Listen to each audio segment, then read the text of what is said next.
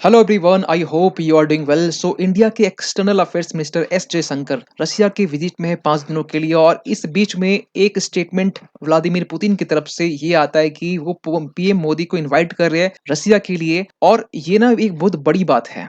और एक सबसे बड़ी बात यहाँ पर ये निकल के आ रही है कि इन सब के बीच में कि पीएम को तो इनवाइट कर रहे हैं, पीएम मोदी को। इसके बाद ये भी कह रहे हैं कि यूक्रेन का जो सिचुएशन है ना, इसमें इंडिया की खासकर मोदी का हेल्प लेना बड़ा कंपलसरी है, इंपॉर्टेंट हो जाता है। तो ये भी चीजें बातें निकल के आ रही है। आप देख सकते हैं हर एक मीडिया आउटलेट में इस तरह के जो आर्टिकल्स पब्लिश है कि will delve deeper into Ukraine resolution, Putin in invite for PM Modi. PM Modi का जो इनविटेशन जो भेजा जा रहा है यहाँ पर, बेसिकली दोनों के एस जयशंकर और पुतिन के बीच में मीटिंग होती है। और इस मीटिंग में पुतिन ने एस जयशंकर के सामने ये बात रखी कि पीएम मोदी को इनवाइट करनी है हमें, किसी भी टाइम, मतलब इनवाइट कर रहे हैं, ये टाइम कभी भी हो सकता है, नेक्स्ट ईयर डेफिनेटली होगा।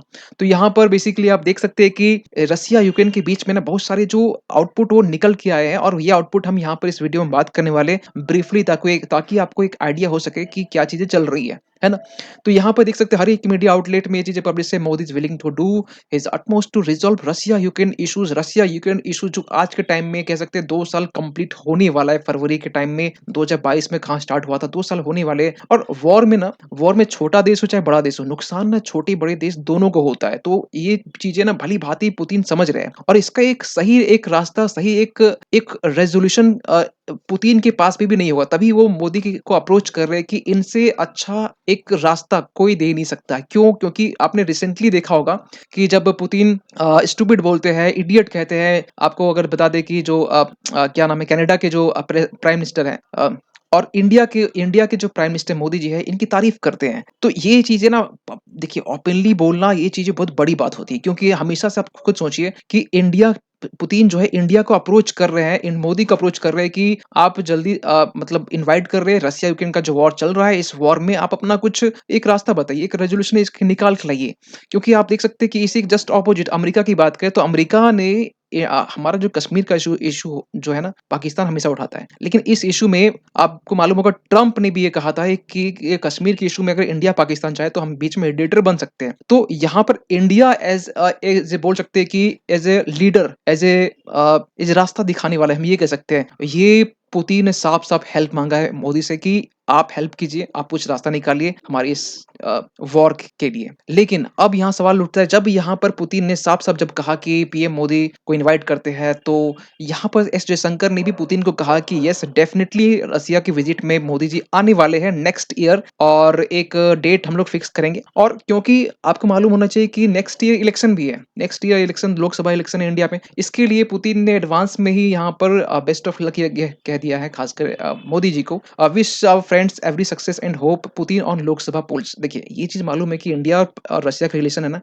For ever relation. ये आज का नहीं, बहुत पहले का रिलेशन है। 1970 वॉर में हेल्प करने की बात हो, जब सातवां बेड़ा जब यूएसए भेजा था, तो यहाँ पर चौथा बेड़ा भेजा था, 40वां बेड़ा भेजा था रसिया। तो बहुत पहला पुराना रिश्ता है। इवन कि यूएनएससी की बात करें, यूनाइटेड नेशन सिक्योरिटी काउंसिल की बात करें, हर बार एवरी टाइम यहाँ पर रसिया ने इंडिया को सपोर्ट किया। आज के टाइम में तो अमेरिका भी सपोर्ट करता है, लेकिन चाइना वीटो पावर यूज करता है। लेकिन एक समय था कि अमेरिका वीटो पावर यूज तो करता नहीं, लेकिन वोट भी नहीं करता था। ठीक है, तो एक वो दौर था। और आज का दौर है कि आज 5 यूएनएससी जो मेंबर है उसमें 4 करते हैं, एक चाइना को छोड़ के। तो ये चीजें निकल के आ रही है। देखिए, इतना इंडिया और रशिया के बीच में जो रिलेशन है ना, खासकर जब बोल सकते हैं लास्ट 10 ईयर में, आप देख सकते हैं कि दोनों के देश के बीच में जो एक गहराई है और बढ़ी है। दोनों के बीच में म्यूचुअल रिलेशंस भी बहुत ज्यादा बढ़े हैं। और यहाँ तक कि जब अभी एस जयशंकर 5 दिनों के विजिट में गए, तो इसमें कौन कौन से आउटपुट निकल के आए, इसके बारे में बात करें तो आपको बता दें कि यूरेशियन इकोनॉमिक यूनियन, जिसमें रिसेंटली भी 5 देश है, जिसमें अर्मेनिया है, किर्गिस्तान है, बेलारूस है, कजाकिस्तान है, रसिया। ये 5 देश मिलकर आपस में फ्री ट्रेड एग्रीमेंट साइन किए।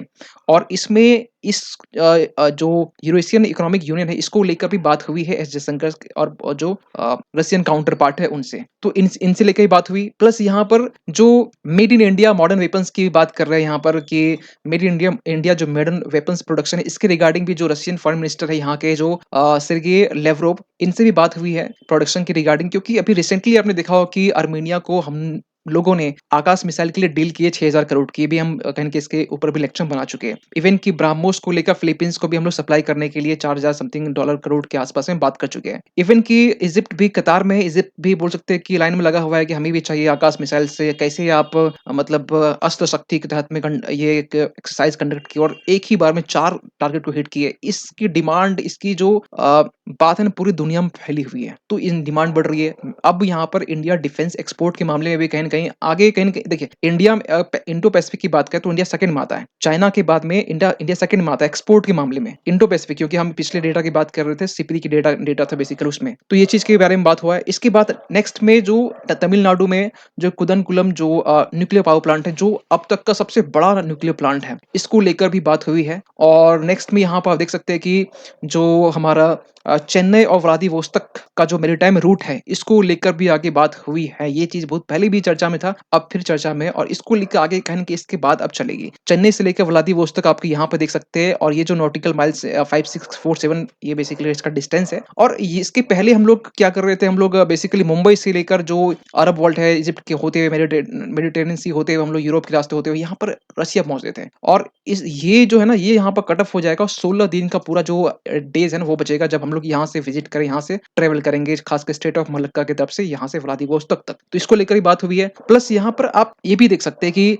जो इंडिया है और रशिया है, दोनों के बीच में जो रिलेशंस हैं, ये आज के टाइम में ये हम लोग एक एंगल ये भी देख रहे हैं कि जो चाइना है, चाइना की भी नज़दीकियाँ रशिया से बढ़ी है। एक चैलेंज हमारे लिए यही हो सकता है क्योंकि देखिए हमारे भी हम इंडिया के लिए सबसे बड़ा एक चैलेंज ये होता है कि यूएसए से भी एक रिलेशन को मेंटेन रखना है, रसिया से भी करना है और रसिया को भी इस तरीके से रिलेशन बना के रखना है कि रसिया खासकर चाइना के से नज़दीकियाँ ना ज़्यादा बढ़ जाए। इस पे भी हमें ध्यान देना होता है। तो ये एक इंडिया के लिए चैलेंज होता है और ये चैलेंज कहीं न कहीं आगे भी आगे रहने वाला है क्योंकि चाइना भी जानता है कि हमारा साथ और यूएसए के अगेंस्ट में खड़ा कौन हो सकता है कि रसिया भी ही खड़ा हो सकता है और इसके बीच में इंडिया आ सकता है। अगर रसिया अगर कहीं न कहीं चाइना के साथ नहीं देगा तो इसके बीच में इंडिया ही है जो कि बेसिकली एक रोल प्ले कर सकता है। तो इस बीच में आपका क्या मानना है कि इंडिया और रसिया के बीच में जो रिलेशन है, चाइना किस तरीके से इसमें एक बाधा बन के निकल के आता है? तो आप कमेंट कीजिएगा। तो मिलते हैं किसी अगली वीडियो में, तब तक के लिए थैंक यू सो मच।